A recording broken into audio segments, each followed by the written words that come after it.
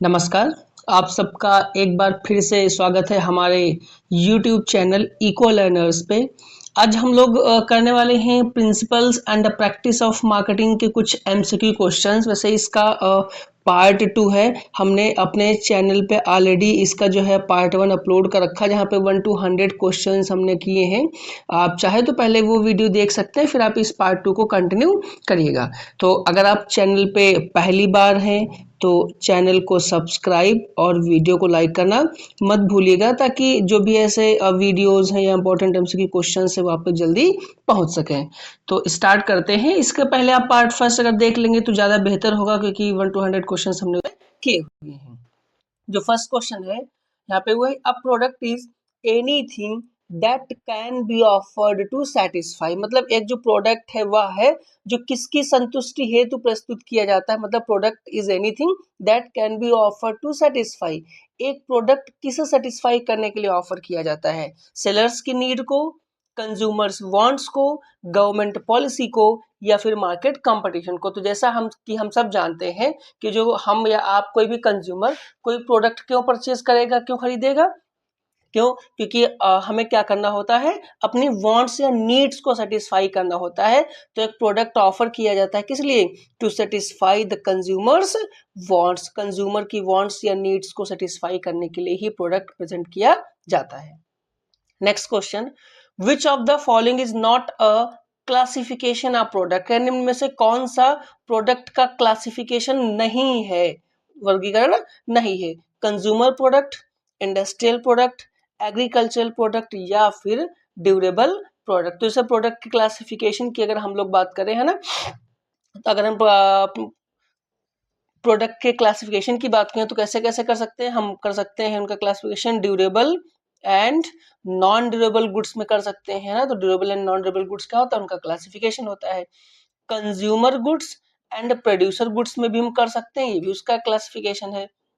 साथ ही साथ में हम इंडस्ट्रियल गुड्स में भी उसका कर सकते हैं क्लासिफिकेशन, है ना। तो ये consumer good product, industrial product और ड्यूरेबल प्रोडक्ट, ये तीनों क्लासिफिकेशन होते हैं। लेकिन यहाँ पे कौन सा नहीं है? क्वेश्चन ने पूछा कौन सा नहीं है, तो कौन सा ऑप्शन सही होगा? Industry agricultural product. यहाँ पे सही ऑप्शन की ये क्लासिफिकेशन नहीं है। Next question, products purchased for personal consumption are called.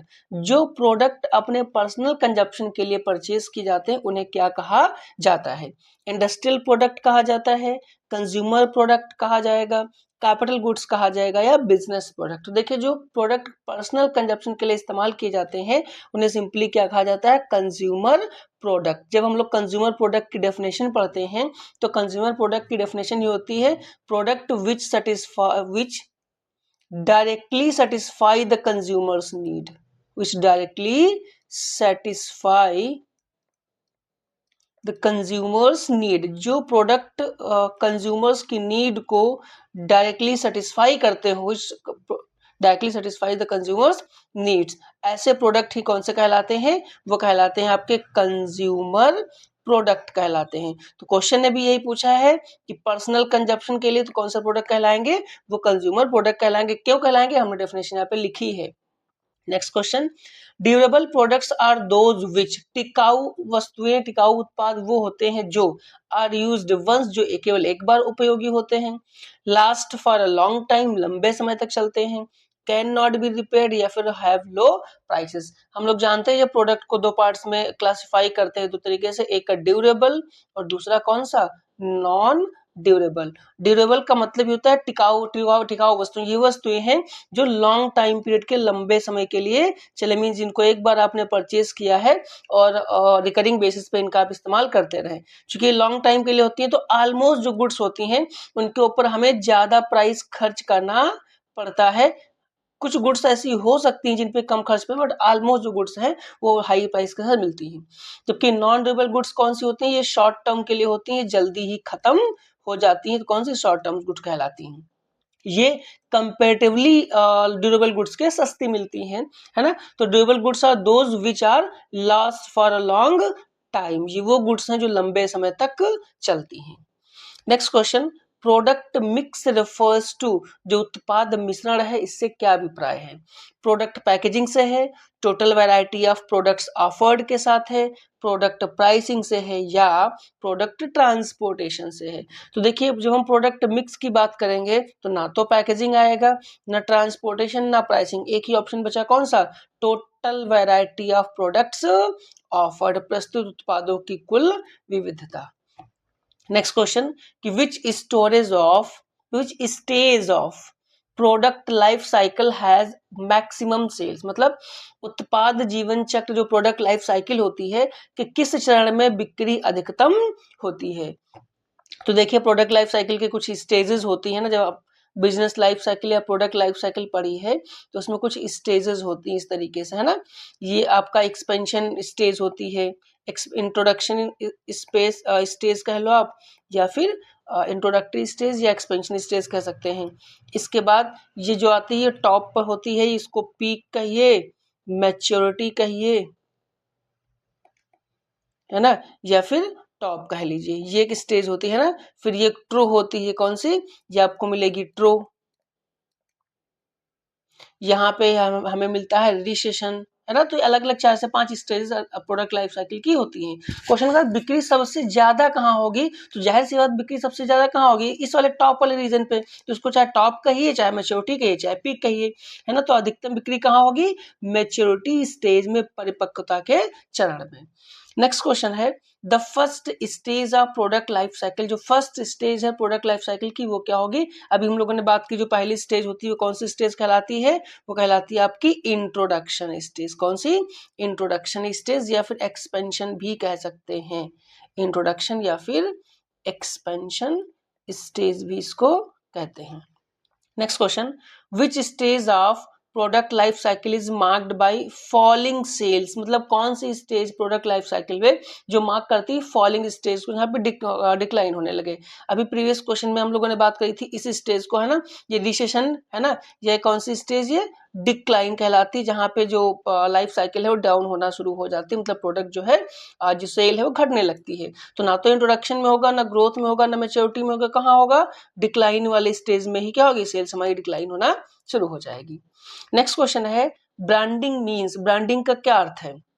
Packaging product होता है, giving a distinct identity to a product है, प्राइसिंग प्रोडक्ट्स है, या ट्रांसपोर्टिंग गुड्स है। हम सबको पता है कि ब्रांडिंग का मतलब क्या होता है। ब्रांडिंग का मतलब होता है giving a distinct identity to a product, किसी एक प्रोडक्ट को विशिष्ट पहचान देना। जैसे हम लोग भी जब मार्केट से या बाहर से कोई भी चीज खरीदते हैं तो ब्रांड देखते हैं ना, जैसे टाटा का लोगो देख लेते हैं, रिलायंस का लोगो देखते हैं, है ना, या बाकी ब्रांड्स का देखते हैं। तो क्यों? क्योंकि वो जैसे हम देखते हैं कोई ब्रांड है ना, लोगो देखते हैं तो समझ जाते हैं कि ये प्रोडक्ट इस कंपनी का है, इस ब्रांड का है। क्यों? क्योंकि वो जो लोगो है या स्पेसिफिक जो चीजें हैं, ब्रांडिंग जो उनके अंदर की गई है, वो उस प्रोडक्ट को एक स्पेशल आइडेंटिटी प्रोवाइड करते हैं। ठीक है। नेक्स्ट क्वेश्चन है हमारा a brand name helps in, जो एक ब्रांड नेम है किसमें मदद करता है? जैसा प्रीवियस क्वेश्चन में बात करी, प्रोडक्ट आइडेंटिफिकेशन में करेगा, रिड्यूसिंग क्वालिटी में करेगा, इंक्रीजिंग वेस्टेज में करेगा, या अवॉइडिंग प्रमोशन में करेगा। तो देखिए जो ब्रांड नेम है वो हेल्प करेगा कहाँ? वो आपके हेल्प करेगा प्रोडक्ट के आइडेंटिफिकेशन में। हम तुरंत देख के जान जाते हैं कि ये प्रोडक्ट आखिर किस ब्रांड का है।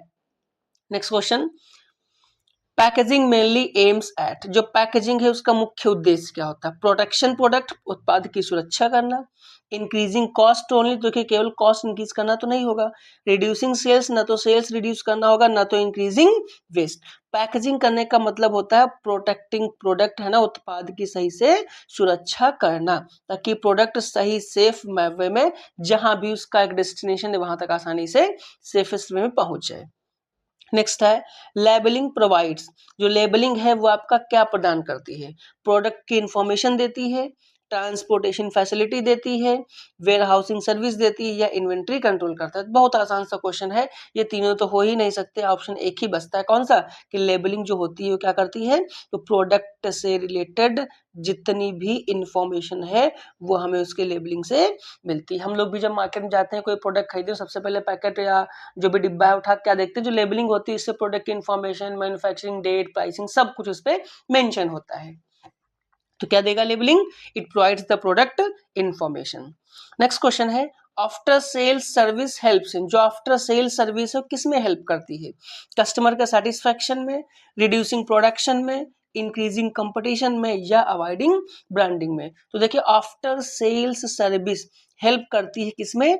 कस्टमर के सेटिस्फैक्शन में, मतलब कस्टमर ने प्रोडक्ट परचेज किया, इसके बाद अगर वो आपसे है ना क्या है आफ्टर सेल सर्विस हेल्प करती है, अगर बाद में उसको किसी चीज की जरूरत पड़ी, आफ्टर सेल सर्विस मिल रही है, तो कस्टमर सेटिस्फाई होगा और फ्यूचर में फिर से रेपिटेटिव नेचर में वो प्रोडक्ट परचेज करेगा।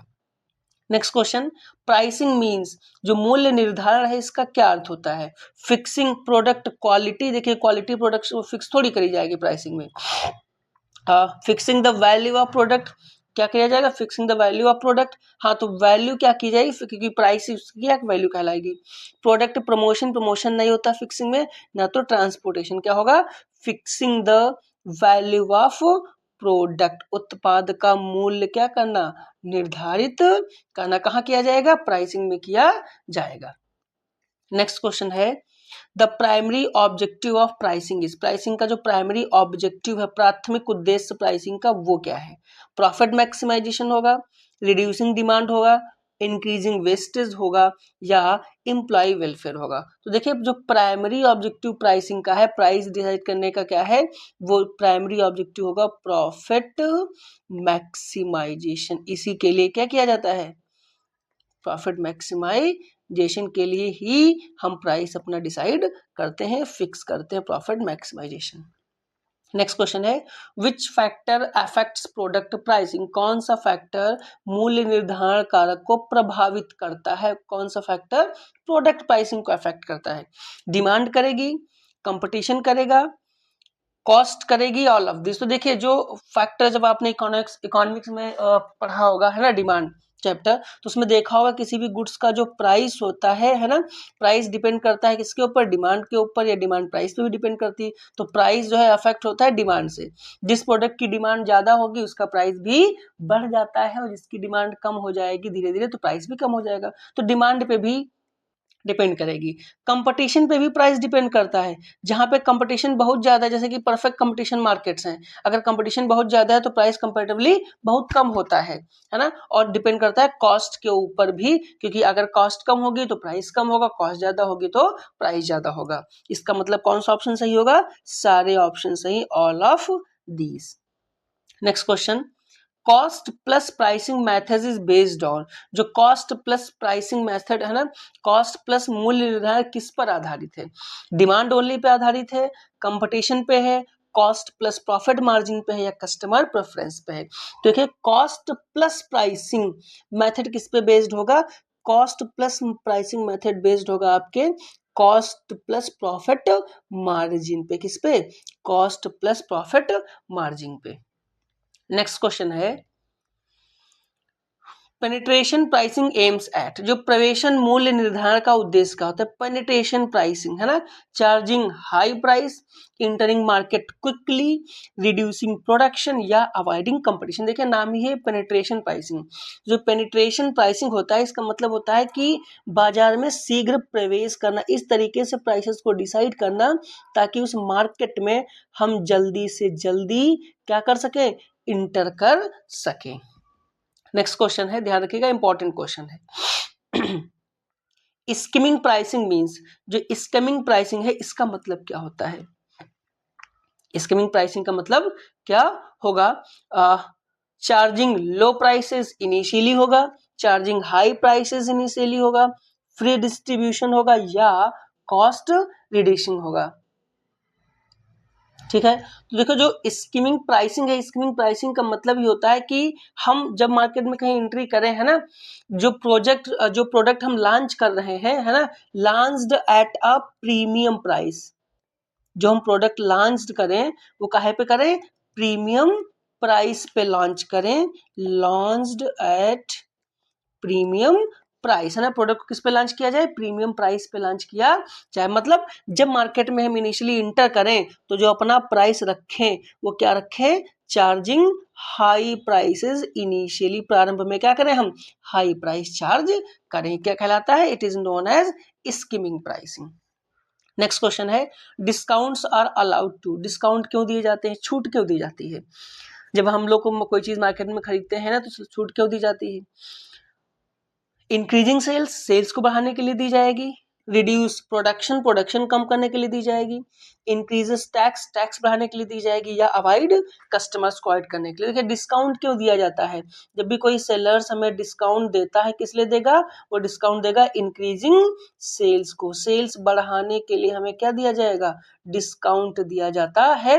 रेट सस्ते किए जाते हैं, कुछ फ्री ऑफर या डिस्काउंट दे दिया जाएगा ताकि सेल्स क्या हो जाए, बढ़ जाए। तो discounts are allowed to increase sales. I hope अभी तक का आपको एक कंटेंट ये वीडियो अच्छा लग रहा होगा।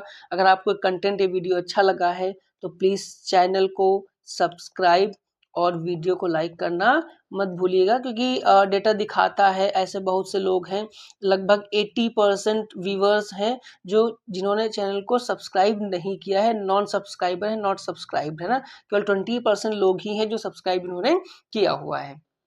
नेक्स्ट वीडियो देखते हैं 21 number, trade discount is given to, जो व्यापारिक छूट है वो किसे दी जाती है। देखिए डिस्काउंट तो किसी को भी दिया जाएगा जो कंज्यूमर जो परचेज करेगा, बट जो ट्रेड डिस्काउंट दिया जाएगा किसको दिया जाएगा, कंज्यूमर्स को दिया जाएगा, रिटेलर्स एंड होलसेलर्स को दिया जाएगा, एम्प्लॉइज को या गवर्नमेंट को। देखिए ट्रेड डिस्काउंट व्यापार जो छूट है वो दी जाती है आपके रिटेलर्स एंड होलसेलर्स को, किसे दी जाती है, रिटेलर्स एंड होलसेलर्स को। नेक्स्ट क्वेश्चन है cash discount is allowed for, जो नगद छूट है ये किसके लिए होती है। देखिए नगद छूट का मतलब कई बार होता है कि अगर आपने कोई चीज क्रेडिट पे ली, उधार पे ली, तो आपको डिस्काउंट नहीं मिलेगा या छूट नहीं मिलेगी। अगर आप तुरंत कैश ले लेते हैं, सारा पेमेंट कर देते हैं, तो आपको जो सेलर्स है कुछ ना कुछ डिस्काउंट दे देता है। तो नगद छूट है किस पे मिलती है, बल्क परचेज पे मिलेगी, इमीडिएट पेमेंट पे मिलेगी, सीजनल डिमांड पे मिलेगी या प्रमोशन पे। तो देखिए इसका नाम ही cash discount is allowed for. Cash discount कब मिलेगी, जब हम या आप क्या करेंगे, किसी भी चीज का इमीडिएट पेमेंट करेंगे, त्वरित भुगतान कर देंगे, तो क्या मिलेगा, हमें कैश डिस्काउंट मिलेगा। नेक्स्ट क्वेश्चन है विच stage of PLC requires heavy promotional efforts, मतलब प्रोडक्ट लाइफ साइकिल के किस चरण में अधिक प्रचार की आवश्यकता होती है, जहां पर हमें ज्यादा प्रमोशन करना पड़ता है। ज्यादा प्रमोशन कहाँ करना पड़ेगा भाई, जब हम प्रोडक्ट मार्केट में लेके आते हैं, जब कोई लोग नहीं जान रहे होते उस प्रोडक्ट को, तो जो पहली वाली स्टेज है आपकी इंट्रोडक्शन स्टेज, कौन सी, इंट्रोडक्शन स्टेज या एक्सपेंशन स्टेज, जब हम प्रोडक्ट को लॉन्च कर रहे होते हैं तभी हमें सबसे ज्यादा जरूरत होती है मार्केट में अपने एडवर्टीजमेंट की, प्रमोशन की। जब प्रमोशन हो जाता है तब तो प्रोडक्ट अपना पीक के बूम पे पहुंच ही जाएगा, है ना। तो सबसे ज्यादा जरूरत कब होती है, जब मार्केट में इंट्रोड्यूस होता है। तो कब जरूरत होगी, इन द इंट्रोडक्शन स्टेज, कहाँ, परिचय के चरण में ही सबसे ज्यादा जरूरत होती है। नेक्स्ट क्वेश्चन है कि new product development starts with, नवीन उत्पाद विकास किससे प्रारंभ होता है, मतलब नया प्रोडक्ट डेवलपमेंट कहाँ से स्टार्ट होगा, कॉमर्शियलाइजेशन से होगा, आइडिया जनरेशन से होगा, प्रोडक्ट प्राइसिंग टेस्टिंग से होगा, या प्रोडक्ट लॉन्च से होगा। तो देखिए प्रीवियस वीडियो जो हमने किया था उसमें एक ऐसा क्वेश्चन कहीं पे किया गया था कि प्रोडक्ट का डेवलपमेंट कहाँ से स्टार्ट होता है, जहां से हमारे मन में एक आइडिया जनरेट हो, जहां से आइडिया जनरेशन होता है कि हमें ऐसा प्रोडक्ट लाना है या ये काम करना, वहीं से प्रोडक्ट डेवलपमेंट स्टार्ट हो जाता है। तो जहां से विचारों की उत्पत्ति होती है वहीं से प्रोडक्ट डेवलपमेंट स्टार्ट होता है। नेक्स्ट क्वेश्चन है विच of the following is a function of packaging, निम्न में से कौन सा फंक्शन है पैकेजिंग का, प्रोटेक्शन, प्रमोशन, कन्वीनियंस या ऑल ऑफ दिस। तो देखिए पैकेजिंग में, पैकेजिंग का जो प्राइमरी ऑब्जेक्टिव अगर क्वेश्चन पूछे तो प्राइमरी ऑब्जेक्टिव क्या होता है पैकेजिंग का, वो होता है आपका प्रोडक्ट को प्रोटेक्ट करना, मतलब प्राइमरी ऑब्जेक्टिव तो इसका प्रोटेक्शन होता है। साथ ही साथ में पैकेजिंग, कई बार अच्छी पैकेजिंग करके हम गुड्स का प्रमोशन भी करते हैं, तो प्रमोशन भी हो सकता है ना, फंक्शन। इसके बाद पैकेजिंग जब हम करते हैं तो गुड्स को एक जगह से दूसरी जगह ले जाने में बहुत ही सुविधा होती, मतलब कन्वीनियंस होता है। तो यहाँ पे ऑप्शन सही होंगे, कौन से होंगे, ऑल ऑफ दीज, उपरोक्त सारे सही होंगे। नेक्स्ट क्वेश्चन है ब्रांड लॉयल्टी मीन्स, जो ब्रांड निष्ठा है इसका क्या अर्थ होता है। स्विचिंग ब्रांड्स फ्रिक्वेंटली, ब्रांड्स को फ्रिक्वेंटली स्विच करना, मतलब ब्रांड्स बार बार बदलना, repeated purchase of same brand, उसी ब्रांड को बार बार खरीदना, अवॉइडिंग प्रोडक्ट या फिर बाइंग अनब्रांडेड गुड्स। तो देखिए ब्रांड लॉयल्टी का मतलब क्या होता है कि जो इंसान किसी ब्रांड के प्रति अगर लॉयल होता है ना, तो उसका मतलब क्या होगा कि वह इंसान क्या कर रहा होगा, उसी ब्रांड्स की गुड्स को मतलब बार बार प्रोडक्ट को परचेज कर रहा होगा। मीन्स ब्रांड लॉयल्टी का मतलब होता है उसी ब्रांड को बार बार खरीदना, repeated purchase of the same brand क्या होगा, मतलब ब्रांड लॉयल्टी का। देखिए हम हमारे आप में से बहुत से लोग ऐसे होते हैं जो किसी पर्टिकुलर ब्रांड को अगर प्रेफर करते हैं तो बार बार उसी ब्रांड की चीजों को खरीदते हैं।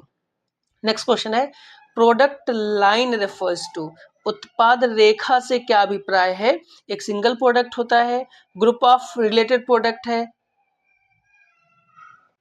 डिस्ट्रीब्यूशन चैनल से है, या ब्रांड मार्क से है। तो देखिए प्रोडक्ट लाइन का मतलब होता है ग्रुप ऑफ रिलेटेड प्रोडक्ट, जहां पे रिलेटेड प्रोडक्ट्स के जो ग्रुप्स होते हैं उनको नाम दिया जाता है किसका, प्रोडक्ट लाइन का नाम दिया जाएगा। नेक्स्ट क्वेश्चन है, which pricing method is based on competitors prices, मतलब कौन सी मूल्य निर्धारण की विधि प्रतियोगियों के मूल्य पर आधारित है। मतलब जो प्रोडक्ट का प्राइसिंग होगा वो कंपटीटर्स के प्राइसेस पे के साथ डिपेंड करेगा, उनके हिसाब से डिसाइड होगा। कॉस्ट प्राइसिंग होगी, कंपटीशन प्राइसिंग होगी, डिमांड प्राइसिंग होगी, या स्कीमिंग। तो देखिए स्कीमिंग की हम लोगों ने बात करी, स्कीमिंग का मतलब होता है इनिशियली हाई मतलब प्रीमियम प्राइस पर गुड्स को अपने लॉन्च करना या इंट्रोड्यूस करना, प्रीमियम प्राइस पे स्कीमिंग कहलाता है ना। डिमांड प्राइस मतलब जिस हिसाब से डिमांड हो उस हिसाब से प्राइस को डिसाइड करना। और कॉस्ट प्राइसिंग का मतलब है हम जब प्राइस डिसाइड करते हैं तो कॉस्ट और प्लस अगर प्रॉफिट साथ में ले रहे हैं तो प्रॉफिट के साथ डिसाइड करना। बट क्वेश्चन ने कंपटीटर्स प्राइस कहा है, तो सही ऑप्शन कौन सा होगा, कंपटीशन प्राइसिंग, प्रतिस्पर्धात्मक मूल्य निर्धारण करना। Next question, rebate means, rebate छूट, छूट का अर्थ क्या होता है ना, रिबेट, रिबेट का मतलब क्या होगा, एक्स्ट्रा टैक्स होगा, रिफंड और कंसेशन होगा, पैकेजिंग चार्ज होगा, या ट्रांसपोर्टेशन कॉस्ट। तो रिबेट में ना तो ट्रांसपोर्टेशन कॉस्ट है, ना तो टैक्स है, ना तो पैकेजिंग है। रिबेट का मतलब होता है कंसेशन देना, वापसी या रियायत देना। Next question, product positioning means, उत्पाद स्थिति निर्धारण का क्या अर्थ है? प्रोडक्ट पोजिशनिंग का मतलब क्या होगा? प्रोडक्ट ट्रांसपोर्टेशन होगा, creating image in consumers mind होगा, प्रोडक्ट पैकेजिंग होगा, या प्रोडक्ट स्टोर। जैसा कि नाम ही है प्रोडक्ट पोजिशनिंग, पोजिशनिंग का मतलब है कि उपभोक्ता के मन में, जो कंज्यूमर है उसके माइंड में आपके प्रोडक्ट की कैसी इमेज बनी हुई है। Means creating image in consumers mind is known as product positioning. Next question, promotion means, जो संवर्धन है, प्रमोशन का मतलब क्या होता है, प्रोडक्शन ऑफ गुड्स होगा, communicating product information to consumers होगा, और ट्रांसपोर्टेशन ऑफ गुड्स होगा, या वेयर हाउसिंग। तो वेयर हाउसिंग तो स्टोर करना होगा, ट्रांसपोर्टेशन एक गुड्स को दूसरी जगह पे ले जाना होगा, और प्रोडक्शन तो उसको प्रोड्यूस करना। तो बचा कौन सा option, promotion means communicating product information to consumers, क्या करना, कंज्यूमर्स तक है ना, ग्राहकों तक उत्पाद संबंधी सूचनाएं पहुंचाना। Next question, the main objective of promotion is, promotion का मुख्य उद्देश्य क्या है? Increasing production, information and persuading customers, reducing competition, या इंक्रीजिंग टैक्स। तो अभी प्रीवियस क्वेश्चन में बात करी गई थी, प्रमोशन का मतलब होता है इंफॉर्मेशन देना, कहाँ, प्रोडक्ट की इंफॉर्मेशन देना, कंज्यूमर्स को, कंज्यूमर्स तक पहुंचाना। Means informing and persuading customers, ग्राहकों को सूचित एवं प्रेरित करना, किसका मतलब होगा, ये होगा आपका प्रमोशन का मतलब। Next question, promotion mix includes, promotion mix अपने आप में क्या इंक्लूड करता है? एडवर्टाइजिंग करेगा, पर्सनल सेलिंग करेगा, सेल्स प्रमोशन करेगा, या ऑल ऑफ दिस। तो देखिए जब हम बात करेंगे प्रमोशन मिक्स की, तो ये अपने आप में एडवर्टाइजिंग को भी शामिल करेगा, ये पर्सनल सेलिंग को भी शामिल करेगा, ये सेल्स प्रमोशन को भी शामिल करेगा। मतलब प्रमोशन मिक्स में शामिल होगा आपका ऑल ऑफ दीज, उपरोक्त सब कुछ इसी में शामिल होगा। Next question, advertising is a form of, जो विज्ञापन है ये किसका एक रूप है? तो एडवर्टाइजिंग किसका फॉर्म है? पर्सनल कम्युनिकेशन का है, नॉन पर्सनल कम्युनिकेशन का है, प्रोडक्शन एक्टिविटी का है, या वेयर हाउसिंग का। देखिए एडवर्टाइजिंग एक फॉर्म है, किसका है? एडवर्टाइज करना है। ये पर्सनल कम्युनिकेशन नहीं, ये कैसा है? ये नॉन पर्सनल कम्युनिकेशन होगा। कैसा होगा? नॉन पर्सनल कम्युनिकेशन होगा, क्योंकि एडवर्टीजमेंट में हम पर्सनली किसी एक इंसान को, किसी एक एरिया को टारगेट ना करके हम क्या करते हैं, नॉन पर्सनल एरिया पे, ब्रॉड एरिया में एडवर्टीजमेंट करते हैं। एक जनरल पब्लिक के लिए क्या करते हैं, हम एडवर्टाइजमेंट करते हैं, तो नॉन पर्सनल कम्युनिकेशन होता है। Next question, advertising aims at, विज्ञापन का क्या उद्देश्य है? एडवर्टीजमेंट, आजकल हम अपने आसपास या आप अपने आसपास हर तरफ जहां भी देखते हैं, सब it is known as the age of advertisement, है ना। हर तरफ बहुत सारे ढेर सारे प्रोडक्ट की एडवर्टीजमेंट, इसे कहते हैं ना कि हम चारों तरफ अपने एडवर्टीजमेंट से घिरे हुए हैं। इस एडवर्टीजमेंट का उद्देश्य क्या है? इंक्रीजिंग अवेयरनेस बढ़ाना, परसुएडिंग कस्टमर्स, ग्राहकों को प्रेरित करना या ग्राहकों को प्रोडक्ट के बारे में इंफॉर्मेशन देना, इंक्रीजिंग सेल्स, या फिर ऑल ऑफ दिस। देखिए एडवर्टीजमेंट का पहला मतलब तो यह है कि इंक्रीजिंग अवेयरनेस, लोगों को जागरूक करना, और दूसरा अपने प्रोडक्ट के बारे में इन लोगों तक इंफॉर्मेशन पहुंचाना, और अल्टीमेट एम है इंक्रीजिंग सेल्स इंक्रीज करना, जिससे कि प्रॉफिट मैक्सिमाइजेशन हो या इंक्रीज हो। तो यहाँ पे जो सही ऑप्शन होगा वो कौन सा होगा? All of these. Next question है कि विच medium is commonly use for mass advertisement, मतलब कौन सा विज्ञापन का मेथड सामान्यतः ज्यादा अधिकतर बड़े लेवल पे प्रयोग किया जाता है? न्यूज़पेपर किया जाएगा, टेलीविजन का किया जाता है, रेडियो का किया जाता है, सभी का। देखिए मास एडवर्टीजमेंट के लिए न्यूज़पेपर का भी इस्तेमाल किया जाता है, टेलीविजन भी किया जाता है इस्तेमाल, रेडियो का भी यूज किया जाएगा, मतलब सही ऑप्शन यहाँ पर भी कौन सा होगा? All of these. Next question, personal selling involve, जो पर्सनल सेलिंग है वो क्या इन्वॉल्व करती है? फेस टू फेस कम्युनिकेशन, देखिए इसका नाम है पर्सनल सेलिंग, है ना। अभी हम लोगों ने नॉन पर्सनल का क्वेश्चन किया था, अब आया पर्सनल। तो पर्सनल सेलिंग में क्या होगी? Face to face communication, mass communication, printed media, online storage. देखिए mass communication, printed media, online storage, ये नॉन पर्सनल एक ऐसी हैं, ये तीनों आपके नॉन पर्सनल है। बट फेस टू फेस जहां हम कम्युनिकेशन करें, है ना, one by one face to face जो संवाद होता है, ये कहलाता है आपका पर्सनल सेलिंग में शामिल होगा। नेक्स्ट है which is a merit of advertising, विज्ञापन का कौन सा लाभ है? वाइड कवरेज, व्यापक पहुंच होती है, पर्सनल इंटरेक्शन होगा, हाई फ्लेक्सिबिलिटी होगी, या इमीडिएट फीडबैक। तो देखिए एडवर्टीजमेंट किया इसीलिए जाता है ताकि उस प्रोडक्ट की क्या हो? वाइड कवरेज हो, क्या हो जाए? वाइड कवरेज हो जाए। पर्सनल इंटरेक्शन तो पर्सनल सेलिंग में होगी, है ना। एडवर्टीजमेंट का मतलब होगा आपका वाइड कवरेज।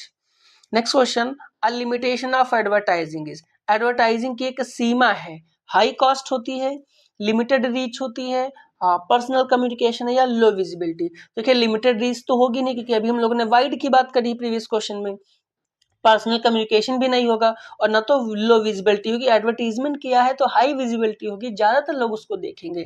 तो जो लिमिटेशन है वो कौन सी है? वो ये कि एडवर्टीजमेंट में हाई कॉस्ट आती है, अधिक लागत लगती है। नेक्स्ट है इफेक्टिव एडवर्टीजमेंट शुड बी, जो एक प्रभावी विज्ञापन है कैसा होना चाहिए? मींस इफेक्टिव एडवर्टीजमेंट की प्रॉपर्टी क्या है? कि वो अट्रैक्टिव होना चाहिए, बिल्कुल होना चाहिए भाई। जब तक का आपका एडवर्टीजमेंट अट्रैक्टिव नहीं होगा, लोगों का ध्यान नहीं जाएगा, लोग उसे याद नहीं रखेंगे। सिंपल भी होना चाहिए, बहुत कॉम्प्लेक्स होगा तो भी लोग उसे इग्नोर कर देंगे। एंड इन्फॉर्मेटिव, क्योंकि एडवर्टीजमेंट में होता ही कि प्रोडक्ट की इन्फॉर्मेशन दी जाती है, लोगों को परसुएड किया जाता है, तो इन्फॉर्मेटिव भी होना चाहिए। मींस कौन सा ऑप्शन सही होगा? उपरोक्त सभी, ऑल ऑफ दीज होना चाहिए। Next question, sales promotion includes, जो विक्रय संवर्धन है उसमें क्या शामिल है? कूपन शामिल है, डिस्काउंट या फ्री सैंपल। देखिए सेल्स प्रमोशन करना है, जब लोग अपने गुड्स को प्रमोट करते हैं तो कूपन भी देते हैं साथ में, है ना। कूपन भी प्रोवाइड किए जाते हैं, डिस्काउंट भी दिए जाते हैं, एक के साथ एक फ्री भी दिया जाता है। Means the all of these are the includes in sales promotion, ये सब सेल्स प्रमोशन में इंक्लूड होते हैं। नेक्स्ट है publicity differs from advertising because publicity, इसका पब्लिसिटी जो प्रचार है वो एडवर्टीजमेंट से डिफरेंट है, क्योंकि पब्लिसिटी क्या है? पेड कम्युनिकेशन है, अनपेड कम्युनिकेशन है, पर्सनल कम्युनिकेशन है, जब या इंटरनल। तो देखिए ना तो इंटरनल होगा ना तो पर्सनल होगा, है ना। बात आई पेड अनपेड की। देखिए एडवर्टीजमेंट जो होता है ये आपका पेड कम्युनिकेशन, ये कैसा है, ये आपका पेड है। तो पेड कम्युनिकेशन कौन सा हो जाएगा, वो हो जाएगा एडवर्टीजमेंट। जबकि पब्लिसिटी कैसी होती है, ये अनपेड कम्युनिकेशन। अगर आपने कोई प्रोडक्ट परचेज किया है और वो प्रोडक्ट आपकी नीड्स को सेटिस्फाई कर रहा, आप उससे सेटिस्फाई हैं, आपको प्रोडक्ट अच्छा लगा, तो आप क्या कहेंगे, दूसरे को भी बताएंगे कि मैंने ये प्रोडक्ट परचेज किया जो कि अच्छा है, सस्ता है या बेनिफिशियल है। तो क्या एक आपने पब्लिसिटी कर दी उस प्रोडक्ट की, और कैसी करी, वो अनपेड हो गया। ठीक है। नेक्स्ट क्वेश्चन है कि which promotional tools gives immediate feedback. कौन सा संवर्धन उपकरण त्वरित प्रतिक्रिया प्रदान करता है। इमीडिएट फीडबैक कौन देता है, एडवर्टीजमेंट देगा, सेल्स प्रमोशन के थ्रू, या पर्सनल सेलिंग या पब्लिसिटी। तो देखिए इमीडिएट फीडबैक देगी आपकी कौन, पर्सनल सेलिंग, जहां पे फेस टू फेस कम्युनिकेशन या सेलिंग हो रही होगी। नेक्स्ट है डिस्ट्रीब्यूशन चैनल मींस। जो डिस्ट्रीब्यूशन चैनल है, वितरण माध्यम का क्या अर्थ होता है, प्रोडक्शन लाइन होगा। प्रोडक्शन लाइन की भी बात करी गई थी, जहां पे ग्रुप ऑफ सेम प्रोडक्ट्स हो, ग्रुप ऑफ प्रोडक्ट्स हो, है ना, ये प्रोडक्शन लाइन कहलाती है ना, ग्रुप ऑफ प्रोडक्ट, है ना। इसके बाद आया आपका path through which goods move to consumers, वो रास्ता, वो मार्ग जिससे प्रोडक्ट कंज्यूमर्स तक पहुंचता है। Transportation route and communication system. तो डिस्ट्रीब्यूशन चैनल का मतलब ही है ना, वो path through which goods move to customers, वह मार्ग जिससे वस्तुएं उपभोक्ता तक पहुंचती हैं, वो कहलाता है आपका distribution channel. Next question, the shortest distribution channel, सबसे छोटा वितरण का माध्यम कौन सा है। तो देखिए सबसे छोटा कौन सा होगा, प्रोड्यूसर से सीधे कंज्यूमर तक पहुंच जाए, प्रोड्यूसर से रिटेलर्स कंज्यूमर तक। देखिए सबसे छोटा का मतलब जहां पे चैनल सबसे कम हो, जहां पे इंटरमीडिएटरीज का इन्वॉल्वमेंट कम से कम हो। तो पहले वाले में प्रोड्यूसर सीधे कंज्यूमर, केवल 2 ही लोग इन्वॉल्व हैं। यहाँ प्रोड्यूसर फिर रिटेलर फिर कंज्यूमर, यहाँ 3 लोग इन्वॉल्व हैं। यहाँ प्रोड्यूसर होलसेलर रिटेलर कंज्यूमर, यहाँ 4 लोग इन्वॉल्व हैं। और यहाँ 1 2 3 लोग इन्वॉल्व हैं। सबसे छोटा कौन सा चैनल होगा, जहाँ पे मिनिमम लोग इन्वॉल्व हो। तो यहाँ पे 2 लोग हैं। जो आपका सबसे छोटा वितरण का माध्यम है वो कौन सा होगा, direct producer to consumer. Next question कि wholesaler sells goods to, wholesaler अपनी गुड्स किसको बेचता है, बहुत आसान सा क्वेश्चन है। होलसेलर किसे बेचेगा, वो बेचता है रिटेलर्स को, और रिटेलर्स किसको बेचते हैं, रिटेलर्स आगे जाके बेचेंगे कंज्यूमर्स को। ठीक है। Next question, retailers sells goods directly, देखिए आगे क्वेश्चन, रिटेलर्स किसको सेल करेंगे, ये बेचते हैं कंज्यूमर्स को। Next question, which factor affects choice of distribution channel, कौन वितरण माध्यम के चयन को कौन सा कारक प्रभावित करता है, मींस कौन सा ऐसा फैक्टर है जो डिस्ट्रीब्यूशन चैनल को अफेक्ट करता है। मैन्युफैक्चरिंग करेगा, नेचर ऑफ प्रोडक्ट करेगा, मार्केट साइज करेगा, फाइनेंशियल पोजीशन करेगी, ऑल ऑफ दिस। देखिए जो डिस्ट्रीब्यूशन चैनल है, पहली चीज तो नेचर ऑफ प्रोडक्ट भी करेगा, जैसा प्रोडक्ट का नेचर होगा वैसा ही डिस्ट्रीब्यूशन चैनल होगा। मार्केट साइज भी करता है, फाइनेंशियल पोजीशन भी करती है, मींस सही ऑप्शन कौन सा होगा, all of these. Next question है हमारा, physical distribution is concerned with, जो फिजिकल डिस्ट्रीब्यूशन है वो किससे कंसर्न्ड है, फ्लो ऑफ गुड्स से, प्रोडक्ट डिजाइन से, ब्रांडिंग से, या प्राइसिंग से। तो देखिए जो फिजिकल डिस्ट्रीब्यूशन है, फिजिकल डिस्ट्रीब्यूशन का नाम है फिजिकल डिस्ट्रीब्यूशन। फिजिकल डिस्ट्रीब्यूशन आपका रिलेट होगा फिजिकल फ्लो ऑफ गुड्स के साथ, किसके साथ, फिजिकल फ्लो ऑफ गुड्स के साथ। Next question, question number 50, transportation creates, जो परिवहन है किस उपयोगिता का सृजन करती है।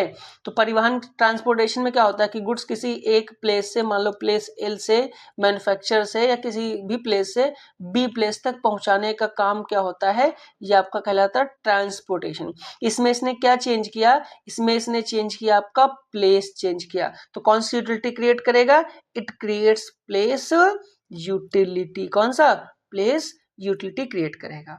आई होप अभी तक हम लोगों ने 50 क्वेश्चंस कर लिए हैं। अगर आपको अभी तक ये 50 क्वेश्चंस अच्छे लगे हो, कंटेंट अच्छा लगा हो, तो प्लीज वीडियो को लाइक और चैनल को सब्सक्राइब करना मत भूलिएगा। जितना ज़्यादा से ज़्यादा पॉसिबल हो, है ना, आप इस वीडियो को या चैनल को एक दूसरे के साथ शेयर भी कर सकते हैं। नेक्स्ट क्वेश्चन है कि warehousing creates, warehousing जो है क्या क्रिएट करती है, किस यूटिलिटी को क्रिएट करेगी। देखिए वेयर हाउसिंग क्या है का काम करेगा, जो आपकी वेयर हाउसिंग है ये काम करती है स्टोरेज की, क्या है कि ये करेगी स्टोरेज की। और स्टोरेज करने का मतलब क्या है, हम लोग कौन सी यूटिलिटी क्रिएट करेंगे, है ना। वेयर हाउसिंग क्या होगा, अगर एक जगह से दूसरी जगह जा रहा है गुड्स तो टाइम टेकिंग होगा, है ना। तो प्लेस यूटिलिटी तो हम लोग कहाँ देख रहे थे, ट्रांसपोर्टेशन में, है ना।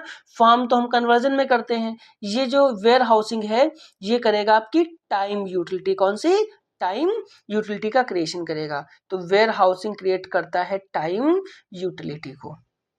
नेक्स्ट क्वेश्चन है, इन्वेंट्री कंट्रोल मींस, स्टॉक नियंत्रण का क्या अर्थ है। कंट्रोलिंग एम्प्लॉइज है, इन्वेंट्री है, इन्वेंट्री का मतलब है रॉ मटेरियल, स्टॉक को कंट्रोल करना। तो कंट्रोलिंग एम्प्लॉइज नहीं होगा। Maintaining optimum stock level, increasing production या रिड्यूसिंग क्वालिटी। इन्वेंट्री कंट्रोल का मतलब होगा मेंटेनिंग ऑप्टिमम स्टॉक लेवल, उचित स्टॉक स्तर बनाए रखना। नेक्स्ट क्वेश्चन है, ऑर्डर प्रोसेसिंग बिगिंस विद, जो ऑर्डर प्रोसेसिंग है वो किससे स्टार्ट होती है, रिसीविंग ऑर्डर से, डिलीवरी से, ट्रांसपोर्टेशन से या पैकेजिंग से। तो देखिए ऑर्डर प्रोसेसिंग स्टार्ट होगी आपकी रिसीविंग ऑर्डर से, जब आपको ऑर्डर किसी ने दिया है, आपने ऑर्डर रिसीव किया है, वहीं से आपकी ऑर्डर प्रोसेसिंग स्टार्ट होगी। जब ऑर्डर आपको मिल जाएगा तो आप और जो भी होगा प्रोडक्शन करेंगे, पैकेजिंग करेंगे, ट्रांसपोर्टेशन करेंगे और डिलीवर कर देंगे। Next question, advertising copy refers to, विज्ञापन कॉपी से क्या अभिप्राय है। डिजाइन ऑफ वेयर हाउस होता है, रिटन कंटेंट ऑफ एडवर्टीजमेंट होता है, प्रोडक्ट लेबल होता है या इन्वेंट्री रिकॉर्ड। तो ना तो देखो इन्वेंट्री होगा कॉपी में, ना तो वेयर हाउस होगा और ना तो प्रोडक्ट लेबलिंग होगी। एडवर्टाइजिंग कॉपी का मतलब क्या हो जाएगा, written content of advertisement, advertisement का रिटन कंटेंट। नेक्स्ट है, reminder advertising is useful in, स्मरण विज्ञापन किस चरण में उपयोगी होता है। इंट्रोडक्शन स्टेज में होगा, ग्रोथ स्टेज में होगा, मैच्योरिटी स्टेज में होगा या डिक्लाइन। तो देखिए रिमाइंडर एडवर्टीजमेंट जो होता है एक्चुअली में ये मैच्योरिटी स्टेज में ज्यादा यूजफुल होता है। जब प्रोडक्ट अपनी मैच्योरिटी स्टेज में हो तो हमें रिमाइंडर एडवर्टीजमेंट देना चाहिए। नेक्स्ट है, विच of the following is not a promotional tool, निम्न में से कौन सा प्रमोशनल टूल नहीं है। एडवर्टीजमेंट, एडवर्टीजमेंट प्रमोशनल टूल है। पर्सनल सेलिंग, वेयर हाउसिंग या फिर पब्लिक रिलेशन। देखिए ये आपका एडवर्टीजमेंट टूल है, ये भी आपका एडवर्टीजमेंट या प्रमोशनल टूल है और ये भी प्रमोशनल टूल है। जो वेयर हाउसिंग है ये प्रमोशनल टूल नहीं होता, इससे प्रमोशन नहीं होता गुड्स का, इससे स्टोरेज का काम किया जाता है इसमें। नेक्स्ट क्वेश्चन, कि direct channel of distribution eliminate, जो प्रत्यक्ष वितरण होता है वो किसे समाप्त करता है। देखिए डायरेक्ट चैनल का मतलब ये तो प्रोड्यूसर अपनी गुड्स को डायरेक्ट पहुंचा दे कहाँ, कंज्यूमर्स तक, वो डायरेक्ट चैनल होता है। बीच में जो इंटरमीडिएटरीज होते हैं, मिडिल मैन होते हैं, इनको खत्म करना ही कहलाता है डायरेक्ट डिस्ट्रीब्यूशन ऑफ चैनल्स। तो डायरेक्ट डिस्ट्रीब्यूशन में आप किसे खत्म कर दोगे, मिडिल मैन्स को, मध्यस्थ लोग जो बीच में, ये खत्म कर दिए जाते हैं। नेक्स्ट क्वेश्चन, कि विच ट्रांसपोर्टेशन मोड इज फास्टेस्ट, परिवहन का कौन सा साधन सबसे तेज है। परिवहन का साधन कौन सा सबसे तेज होगा, रोडवेज होगा, रेलवेज होगा, एयरवेज होगा या वाटरवेज। तो देखिए सबसे तेज अगर पूछे फास्टेस्ट तो कौन सा होगा, वो आपका होता है एयरवेज, वायुमार्ग, है ना, एयरवेज। नेक्स्ट क्वेश्चन, कि warehousing helps in, warehousing किस में हेल्प करता है, भंडारण किस में सहायता करेगी, स्टेबलाइजिंग प्राइसिंग में, रिड्यूसिंग प्रोडक्शन में, इंक्रीजिंग वेस्टेज में, एलिमिनेटिंग इन्वेंट्री। देखिए अच्छा क्वेश्चन है। Warehousing reducing production, production reduce करने में वेयर हाउस का कोई रोल नहीं, वेस्ट इंक्रीज करने में भी कोई रोल नहीं और स्टॉक समाप्त करने में भी कोई रोल नहीं। तीन ऑप्शन तो खत्म हो गए। वेयर हाउसिंग हेल्प करती है हमें स्टेबलाइजिंग प्राइसेस में, जब हमारे पास स्टॉक होता है तो अगर प्राइसेस कभी, है ना, ब्लैक मार्केट की वजह से, शॉर्टेज की वजह से अगर हाई होने लगते हैं तो उसको स्टेबलाइज करने का काम जो वेयर हाउसेज में गुड्स रखी उनके थ्रू किया जाता है।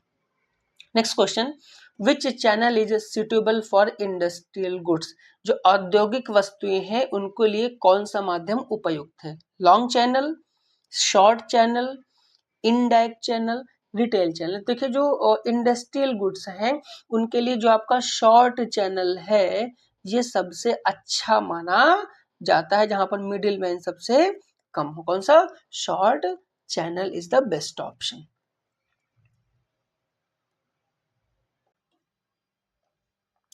नेक्स्ट क्वेश्चन है, personal selling is more effective for, जो ये व्यक्तिगत विक्रय है, जो पर्सनल सेलिंग है, ये मोर इफेक्टिव है, ज्यादा प्रभावी है कब? कॉम्प्लेक्स प्रोडक्ट्स के केस में, लो वैल्यू प्रोडक्ट्स के केस में, डेली यूज प्रोडक्ट्स के केस में, या मास प्रोडक्ट के। तो देखिए पर्सनल सेलिंग जहाँ पे फेस टू फेस सेलिंग या कम ज्यादा फेस टू फेस सेलिंग है, वो कब इफेक्टिव होगी? जब जो प्रोडक्ट है वो आपके कैसे होने चाहिए? अगर कॉम्प्लेक्स प्रोडक्ट्स हैं, जटिल उत्पाद हैं, तो उसमें हमें फेस टू फेस सेलिंग ज्यादा इफेक्टिव दिखती है, फेस टू फेस सेलिंग ज्यादा इफेक्टिव है। नेक्स्ट है, the process of storing goods scientifically is known as, मतलब वस्तुओं का वैज्ञानिक भंडार मीन साइंटिफिक तरीके से गुड्स को स्टोर करना क्या कहलाता है? तो गुड्स को स्टोर करना ऑब्वियस सी बात है, क्या कहलाएगा? वेयर हाउसिंग कहलाएगा, जहां पर साइंटिफिक तरीके से गुड्स को स्टोर किया जाता है ताकि वो लंबे समय तक सस्टेन कर सकें। नेक्स्ट है, which inventory technique aims at minimising stock cost, मतलब कौन सी स्टॉक तकनीकी स्टॉक लागत को न्यूनतम करने का प्रयास करती, मतलब कौन सी ऐसी इन्वेंटरी टेक्निक होगी जिसका एम क्या होगा? मिनिमाइजिंग स्टॉक कॉस्ट होगा। EOQ इकोनॉमिक ऑर्डर क्वांटिटी होगी। कौन सी? इकोनॉमिक ऑर्डर क्वांटिटी, इसको कहते हैं इकोनॉमिक ऑर्डर, फुल फॉर्म भी अगर आ जाए इकोनॉमिक ऑर्डर क्वांटिटी, ठीक है। ब्रांडिंग, पैकेजिंग, लेबलिंग, देखिए मिनिमाइजिंग कॉस्ट के लिए कौन सी टेक्निक हम यूज करते हैं? हम करते हैं इकोनॉमिक ऑर्डर क्वांटिटी टेक्निक का यूज। नेक्स्ट क्वेश्चन है, एडवर्टाइजिंग अपील्स में बी, जो विज्ञापन की अपील है वो कैसी हो सकती है? इमोशनल भी हो सकती है, रैशनल हो सकती है, मॉरल हो सकती है, या ऑल ऑफ दिस। तो देखिए जो एडवर्टीजमेंट अपील है वो कई बार इमोशनल भी हो सकती है, इमोशनली भी हम अपील कर सकते हैं, जैसे जो मेड इन इंडिया प्रोडक्ट है ना, देशभक्ति की भावना के साथ इमोशनल होकर हम प्रोडक्ट्स को एडवर्टीजमेंट करें, रैशनैलिटी के बेसिस पे कर सकते हैं और मोरालिटी के बेसिस पे भी करते हैं। मींस एडवर्टाइजिंग अपील जो है वो तीनों बेसिस पे हो सकती है, इमोशनल भी, रैशनल भी और मोरल भी। नेक्स्ट है, which function links producers and consumers, मतलब कौन सा कार्य उत्पादक एवं उपभोक्ता को जोड़ता है? कौन सा फंक्शन है जो प्रोड्यूसर और कंज्यूमर्स को एक दूसरे से लिंक करेगा? डिस्ट्रीब्यूशन, प्रोडक्शन, फाइनेंसिंग या पैकेजिंग। तो देखिए कौन सा फंक्शन लिंक करेगा दोनों के बीच में, है ना? वो फंक्शन होगा आपका डिस्ट्रीब्यूशन फंक्शन। कौन? डिस्ट्रीब्यूशन फंक्शन, जहां पे जो गुड्स हैं वो प्रोड्यूसर से स्टार्ट होके एंड में कहां तक पहुंचती हैं? कंज्यूमर तक पहुंचती हैं। तो ये जो चैनल बीच में है ये सब क्या कहलाता है? डिस्ट्रीब्यूशन। तो डिस्ट्रीब्यूशन वो फंक्शन है जिसके थ्रू प्रोड्यूसर और कंज्यूमर एक दूसरे से लिंक होते हैं। नेक्स्ट है, public relations mainly aim to, जो जन संपर्क है उसका मुख्य उद्देश्य क्या होता है? Building goodwill, increasing production, reducing cost, या एलिमिनेटिंग कंपटीशन। तो देखिए पब्लिक रिलेशन का मतलब ही होता है बिल्डिंग गुडविल, सद्भावना का निर्माण करना। जब गुडविल बिल्ड हो जाएगी तो लोग जिस एम से आप अपना पब्लिक रिलेशन कर रहे हो वो एम पूरा होने लगेगा। नेक्स्ट है, the main advantage of road transport, जो रोड ट्रांसपोर्टेशन है, सड़क परिवहन, उसका मुख्य लाभ क्या है? फ्लेक्सिबिलिटी होती है इसमें, लो स्पीड होती है, हाई रिस्क है, या हाई कॉस्ट है? तो देखिए जो रोड ट्रांसपोर्ट है उसमें उसका जो मुख्य लाभ है कि इसमें फ्लेक्सिबिलिटी होती, क्या होती है? इसमें आपको क्या मिलेगी? फ्लेक्सिबिलिटी मिलेगी। नेक्स्ट है, a retailer performs the function of, जो खुदरा विक्रेता रिटेलर है कौन सा फंक्शन परफॉर्म करता है? ब्रेकिंग बल्क, बड़ी मात्रा को छोटी मात्रा में बांटता है। मैन्युफैक्चरिंग का काम करता है, ये तो काम रिटेलर नहीं करेगा। फाइनेंसिंग, एक्सपोर्ट का भी काम नहीं करेगा, ना तो वेयर हाउसिंग का काम करता है। क्या करता है?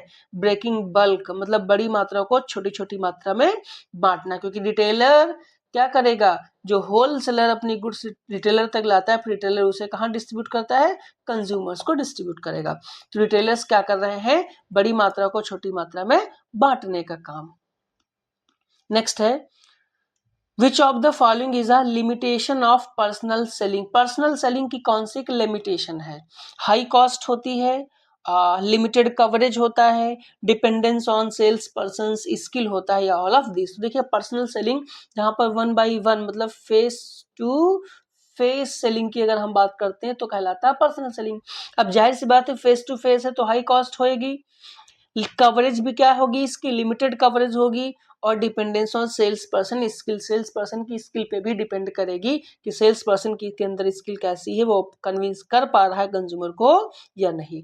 इसलिए सही ऑप्शन कौन सा होगा, ऑल ऑफ दीज। नेक्स्ट है इन्वेंट्री कंट्रोल अवॉइड। जब हम इन्वेंट्री कंट्रोल करते हैं तो क्या अवॉइड करता है, स्टॉक नियंत्रण किससे बचाता है, overstocking and understocking से, एडवर्टीजमेंट से, ब्रांडिंग से, ट्रांसपोर्टेशन से। तो इन्वेंट्री कंट्रोल अवॉइड करता है ओवर स्टॉकिंग से भी और अंडर स्टॉकिंग से। मींस ना तो स्टॉक ओवर होगा ना तो स्टॉक अंडर स्टॉक होगा, एक जो इकोनॉमिक ऑर्डर क्वांटिटी वो मेंटेन रहेगी। ये कौन अवॉइड करता है, आपका इन्वेंट्री कंट्रोल। नेक्स्ट है which distribution channel involve agent. कौन सा डिस्ट्रीब्यूशन चैनल एजेंट्स इन्वॉल्व करता है ना।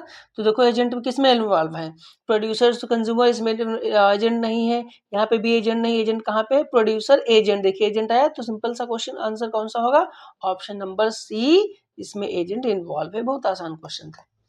नेक्स्ट है गुड पैकेजिंग हेल्प्स इन। जो अच्छी पैकेजिंग है किस में सहायता करती है, प्रोडक्ट के प्रोटेक्शन में, सेल्स के प्रमोशन में, इजी हैंडलिंग में। तो देखिए जैसा कि इसके पहले भी डिस्कस किया है किसी क्वेश्चन में कि पैकेजिंग का जो मेन एम होता है, कौन सा मेन एम होगा, वो होता है प्रोटेक्शन देना, कौन सा, प्रोटेक्ट करना। लेकिन इसके अलावा सेल्स प्रमोशन में भी हेल्प करती है, इजी हैंडलिंग में भी करती है। तो यहाँ पे जो सुटेबल आंसर होगा वो होगा ऑल ऑफ दीज।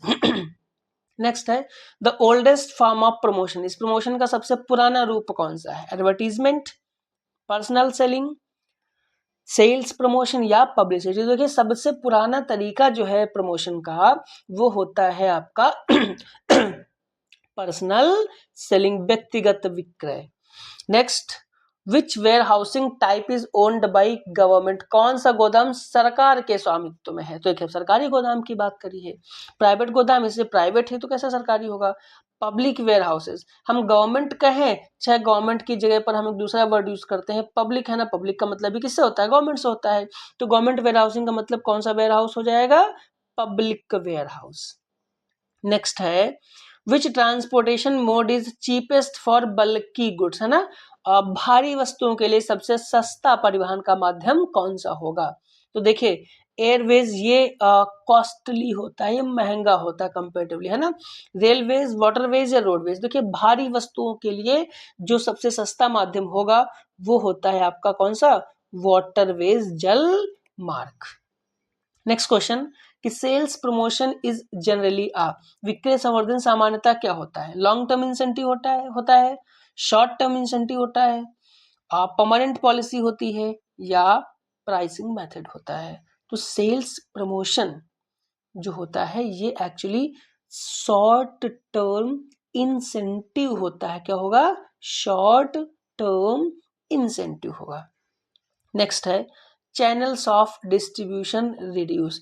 जो वितरण माध्यम है वो किसे कम करते हैं, gap between producers and consumers को कम करेंगे, प्रोडक्शन को कम करेंगे, प्रोडक्ट क्वालिटी को कम करेंगे, या ब्रांडिंग को। तो देखिए जो चैनल ऑफ डिस्ट्रीब्यूशन है ये रिड्यूस करते हैं gap between producer and consumers को, किसको, जो कंज्यूमर और प्रोड्यूसर के बीच का गैप है उसे कम करते हैं। नेक्स्ट क्वेश्चन है कि which function is not performed by wholesaler. कौन सा पर्सन थोक विक्रेता परफॉर्म नहीं करते हैं, स्टोरेज का काम नहीं करते हैं, रिस्क बेयरिंग का काम नहीं करते हैं, मैन्युफैक्चरिंग का काम नहीं करते हैं, या ट्रांसपोर्टेशन का काम नहीं करते हैं। तो देखिए जो ये होलसेलर हैं ये गुड्स को मैन्युफैक्चर नहीं करते, क्या नहीं करते, बनाते नहीं है, बाकी के सारे काम करते हैं। नेक्स्ट है एन अट्रैक्टिव एडवर्टीजमेंट इंक्रीजेस। जो एक आकर्षक विज्ञापन है वो किसे बढ़ाता है, कंज्यूमर के अटेंशन को, प्रोडक्ट के डैमेज को, इन्वेंट्री लॉस को, ट्रांसपोर्टेशन कॉस्ट को। तो देखिए जो जितना अच्छा एडवर्टीजमेंट होगा वो कंज्यूमर्स के कंज्यूमर के अटेंशन को बढ़ाएगा। क्या बढ़ाएगा? जितना अच्छा कहीं पर एडवर्टीजमेंट होता है तो कंज्यूमर्स का ध्यान उतना ही ज़्यादा उस पर जाता है, तो बढ़ाता है कंज्यूमर के अटेंशन को। नेक्स्ट है विच of the following is a physical distribution activity, निम्न में से कौन सी भौतिक वितरण गतिविधि है? वेयर हाउसिंग है, ट्रांसपोर्टेशन है, इन्वेंट्री कंट्रोल है, या ऑल ऑफ दिस। तो देखिए बात की गई फिजिकल एक्टिविटी, जो दिखाई दे, जो वास्तव में एग्जिस्ट कर रही हो, है ना। तो फिजिकल डिस्ट्रीब्यूशन एक्टिविटी में वेयर हाउसिंग भी आएगा, ट्रांसपोर्टेशन भी आएगा और आपका इन्वेंट्री कंट्रोल भी आएगा। मीन्स सही ऑप्शन होगा ऑल ऑफ दीज। अभी तक हम लोगों ने 80 क्वेश्चंस कर लिए हैं। आई होप आपको अभी तक ये कंटेंट अच्छा लगा होगा। अगर ये कंटेंट आपको अच्छा लग रहा है प्लीज़ चैनल को सब्सक्राइब और वीडियो को लाइक करना मत भूलिएगा, ताकि इससे रिलेटेड जो और भी अच्छे वीडियोस हैं आप तक आसानी से जल्दी पहुंच सकें। नेक्स्ट क्वेश्चन है हमारा, the ultimate aim of promotion is, promotion का जो अंतिम उद्देश्य है वो क्या है? कस्टमर सेटिस्फैक्शन एंड सेल्स है, रिड्यूसिंग क्वालिटी है, इंक्रीजिंग इन्वेंट्री है, या अवॉइडिंग डिस्ट्रीब्यूशन है? तो देखिए प्रमोशन का अल्टीमेट एम जो होता है वो कस्टमर सेटिस्फैक्शन एंड सेल्स होता है। एक तो कस्टमर सेटिस्फाई हो, दूसरा सेल्स इंक्रीज हो। नेक्स्ट है which promotional method is highly flexible, कौन सा प्रमोशनल मेथड हाईली फ्लेक्सिबल होता है? एडवर्टीजमेंट है, पर्सनल सेलिंग है, पब्लिसिटी है, या सेल्स प्रमोशन है? देखिए हाईली फ्लेक्सिबल कौन होगा? वो आपकी होगी पर्सनल सेलिंग, जहां पे face to face selling execute की जाती है, वो हाईली फ्लेक्सिबल होती है। नेक्स्ट है warehousing is important because production and consumption है। वेयर हाउसिंग इंपॉर्टेंट है क्यों? क्योंकि उत्पादन एवं उपभोग साइमल्टेनियसली एक साथ होते हैं, निरंतर होते हैं, एक साथ नहीं होते हैं, और केवल मौसमी होते हैं। तो देखिए प्रोडक्शन अलग होगा अलग टाइम पे, और कंजप्शन उसका अलग जगह पर होगा अलग टाइम पे, एक साथ नहीं होते, है ना। तो ये इंपॉर्टेंट है वेयर हाउसिंग, क्योंकि प्रोडक्शन और कंजप्शन एक साथ नहीं होते। प्रोडक्शन होगा, उसे स्टोर किया जाएगा, फिर जरूरत पड़ने पर कंज्यूमर तक पहुंचाया जाएगा। नेक्स्ट है विच medium is suitable for rural advertising, rural advertising के लिए कौन सा मीडियम सुटेबल है? टेलीविजन, रेडियो, न्यूज़पेपर, या इंटरनेट? तो देखिए रूरल एरिया के लिए इन सब में जो अवेलेबल ऑप्शन सबसे बेहतर होगा, सुटेबल होगा, वो होगा रेडियो। नेक्स्ट है a good channel of distribution should provide, जो एक अच्छा वितरण माध्यम है क्या उसे क्या प्रदान करना चाहिए? टाइमली डिलीवर करना चाहिए, लो कॉस्ट होनी चाहिए, कस्टमर कन्वीनियंस होना चाहिए, all of this.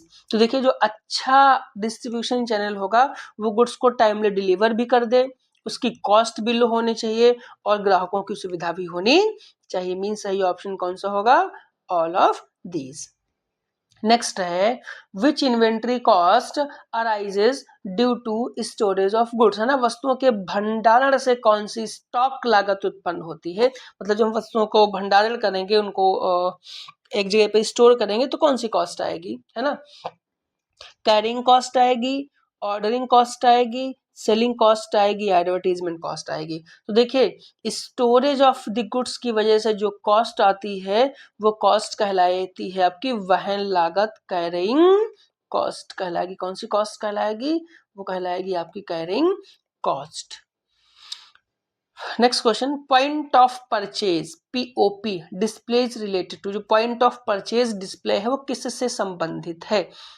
Sales promotion से, वेयर हाउसिंग से, ट्रांसपोर्टेशन से, इन्वेंट्री कंट्रोल से? तो देखिए पॉइंट ऑफ परचेज डिस्प्ले जो होती है वो दरअसल आपके सेल्स प्रमोशन से रिलेट है। नेक्स्ट है which type of advertisement is used to create primary demand, प्राथमिक मांग उत्पन्न करने के लिए किस प्रकार का विज्ञापन प्रयोग किया जाता है? Informative advertisement, reminder advertisement, competitive advertisement, या इंस्टीट्यूशनल एडवर्टीजमेंट? तो प्राइमरी डिमांड के लिए कौन सा होगा? वो आपका होगा इंफॉर्मेटिव एडवर्टीजमेंट, जहां पर कंज्यूमर्स को, लोगों को प्रोडक्ट के बारे में इंफॉर्मेशन दी जाए ताकि प्राइमरी डिमांड वहां से क्रिएट हो सके। नेक्स्ट है ट्रांसपोर्टेशन इज इंपॉर्टेंट फॉर, परिवहन किसके लिए महत्वपूर्ण है? मार्केट एक्सपेंशन के लिए जरूरी है, प्रोडक्ट के मूवमेंट के लिए जरूरी है, कस्टमर सेटिस्फैक्शन के लिए जरूरी है। तो देखिए ट्रांसपोर्टेशन मार्केट एक्सपेंशन के लिए भी जरूरी है। भाई अगर मार्केट एक्सपेंड होगी, आपका प्रोडक्ट एक मार्केट से दूसरी जगह ट्रांसपोर्टेशन के थ्रू नहीं पहुंचेगा तो भी एक प्रॉब्लम है ना। प्रोडक्ट मूवमेंट तो होगा ही होगा, क्योंकि ट्रांसपोर्टेशन के थ्रू ही हम प्रोडक्ट को एक जगह से मतलब ट्रांसपोर्टेशन से कंज्यूमर्स तक पहुंचाते हैं। एंड कस्टमर सेटिस्फैक्शन मतलब सही ऑप्शन कौन सा हो जाएगा यहाँ पर भी, ऑल ऑफ दीज। नेक्स्ट है which distribution channel is common for consumer goods, कौन सा वितरण माध्यम सामान्य है उपभोक्ता वस्तुओं के लिए, long channel, direct channel, zero channel या इंडस्ट्रियल चैनल। तो देखिए जो कॉमन है बात की गई है, सुटेबल की नहीं बात करी गई है, पूछा गया है कॉमन चैनल, तो कॉमन चैनल वो लॉन्ग चैनल है। अगर सुटेबल पूछता तो आंसर हमारा चेंज हो सकता था। नेक्स्ट क्वेश्चन और लास्ट 10 क्वेश्चन इस वीडियो के, कि इंस्टीट्यूशनल एडवर्टाइजिंग प्रमोट्स, जो संस्थागत विज्ञापन है वो किसका प्रचार करता है, प्रोडक्ट ओनली का, ब्रांड ओनली का, ऑर्गेनाइजेशन इमेज का या पैकेजिंग का। देखिए नाम ही इंस्टीट्यूशनल एडवर्टीजमेंट, तो जो इंस्टीट्यूशनल एडवर्टीजमेंट होगी तो जाहिर सी बात है वो ऑर्गेनाइजेशनल इमेज का प्रचार करेगी, किसी इंस्टीट्यूशन का एडवर्टीजमेंट करेगी।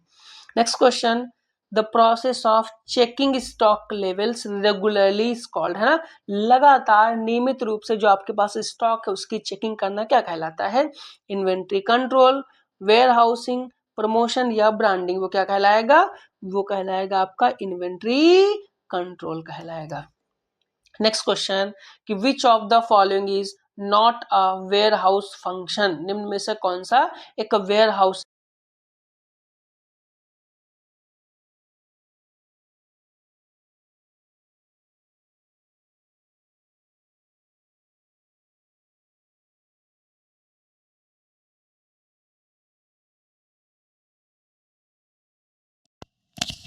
कौन सा फंक्शन नहीं होगा, जो प्रोडक्शन है वो आपका वेयर हाउस फंक्शन नहीं होगा। तो सही ऑप्शन यहाँ पे कौन सा होगा, प्रोडक्शन, प्रोडक्शन आपका वेयर हाउस फंक्शन नहीं होता। नेक्स्ट क्वेश्चन, कि personal selling is suitable when, personal selling कब सुटेबल है, जो पर्सनल सेलिंग है इज मोस्ट सुटेबल व्हेन, जो पर्सनल सेलिंग है ये सबसे उपयुक्त कब होगी, when customers are few and concentrated, जब ग्राहक कम एवं केंद्रित हो, मार्केट इज वेरी लार्ज, जब बाजार बहुत बड़ा हो, प्रोडक्ट इज लो प्राइस्ड या मास कम्युनिकेशन इज इनफ। देखिए पर्सनल सेलिंग जहाँ पे फेस टू फेस सेलिंग होगी वो तब ज्यादा उपयुक्त होगी, सुटेबल होगी, when the customers are few and concentrated, जब कस्टमर्स क्या हो, ग्राहक कम और केंद्रित हो।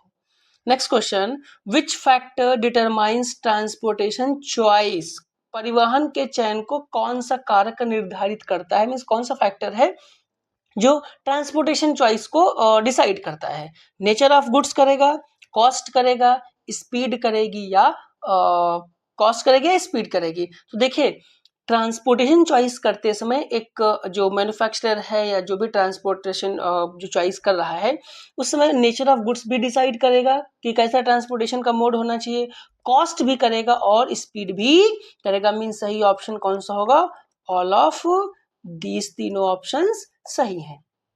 Next question, advertising budget depends on, जो विज्ञापन का बजट है किस पर निर्भर करता है, सेल्स वॉल्यूम पे, कंपटीशन पे, कंपनी ऑब्जेक्टिव पे या ऑल ऑफ दिस। देखिए एडवर्टीजमेंट का जो बजट है वो सेल्स वॉल्यूम पे भी डिपेंड करेगा, भाई जिस हिसाब से बिक्री होगी सेल्स होगी उस हिसाब से एडवर्टीजमेंट बजट होगा।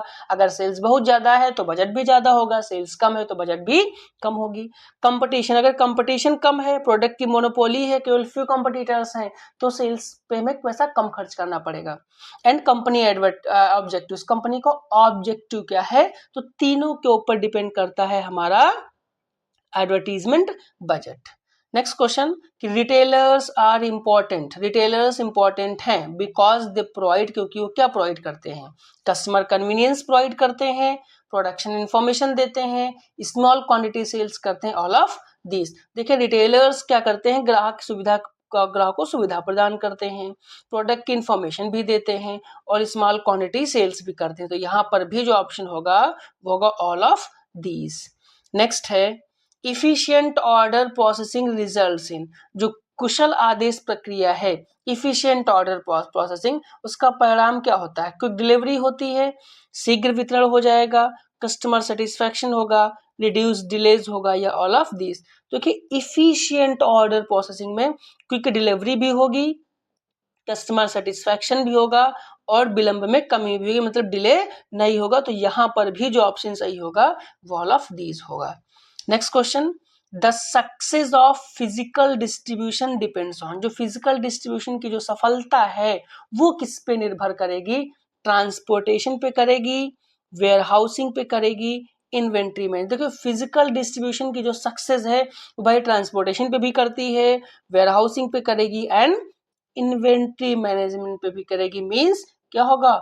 All of these, all of above, ठीक है, सब पे डिपेंड करेगी। एंड लास्ट क्वेश्चन इस वीडियो का, the ultimate objective of distribution system is, जो वितरण प्रणाली है इसका अंतिम उद्देश्य क्या है?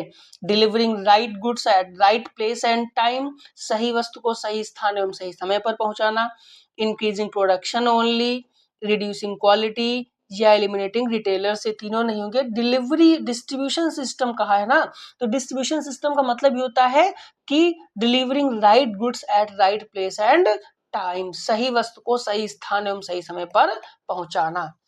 ये आपके 100 क्वेश्चंस थे, ये पार्ट 2 है। आई होप कि इसका हमने पार्ट 1 जो है वो ऑलरेडी अपलोड कर रखा है ना, तो पार्ट 1 आप देख लीजिएगा। पार्ट 1 के लिए हमने एक अलग से प्लेलिस्ट डिटेल में बना रखी है ना, बीकॉम सेकेंड सेमेस्टर के नाम से। उस प्लेलिस्ट में आप जाके सारे वीडियोस देख सकते हैं। आई होप इतनी मेहनत के बाद अगर आपको कंटेंट सब कुछ अच्छा लगा होगा तो फिर से प्लीज़ चैनल को सब्सक्राइब और वीडियो को लाइक करना मत भूलिएगा, क्योंकि आपके सब्सक्रिप्शन और लाइक से ही थोड़ा सा मोटिवेशन मिलता है। Thank you.